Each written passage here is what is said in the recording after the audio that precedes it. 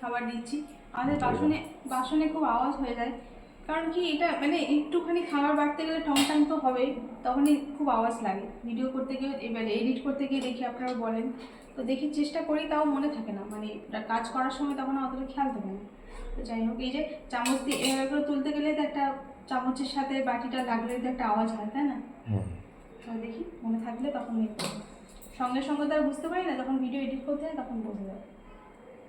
চলো দিয়ে দিই। গরম গরম ভাত, গরমই আছে, এই ধোঁয়াটা গরম নয় কিন্তু মানে গরম। সবার লাস্টে ভাতটা বসে তো রান্না, মানে ছুটির দিনগুলো। লেবু তো খাবে না? না, লেবু খেয়ে সমস্যা হচ্ছে, ওর জন্য বললে লেবু খাবো না। খেতে ভালো লাগছে, সুন্দর গন্ধ বেশ লেবুটা। আজকেও করেছি টমেটো পেঁয়াজ দিয়ে মসুর ডাল। কালকে টমেটো দিন, আজকে টমেটো দিয়েছি। ঠিক আছে।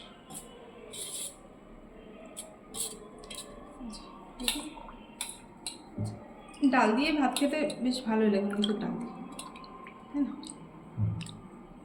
ভালো লাগে, ডাল দিয়ে অনেকটা ভাত খাওয়া হয়ে যায়। শুধু ডাল দিয়ে আর কিছু লাগবে না, ভালো লাগে। এবার অন্য কথা বলতে হবে।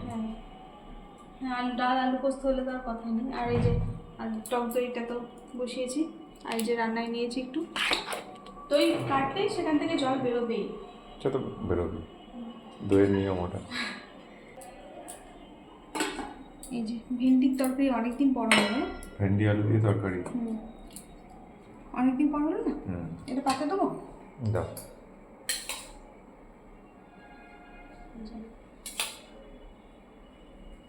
আর এই যে টক বের করেছি, যে যেমন খাবে তুলে তারপর গরম করবো, মানে পুরোটা গরম করিনি, কালকে পুরোটা ফুটিয়েছি, তো আজকে আর পুরোটা ফোটাইনি, মানে হাত ছোটো হাতা করে গরম করে দেবো তুলে। কালকে যে দই কাতলা রান্না করেছিলাম সবার খুব ভালো লেগেছে, ওই জন্য আজকেও দেখো দই কাতলাই করেছি। আজকে গন্ধটা হচ্ছে আরও বেশি সুন্দর আসছে।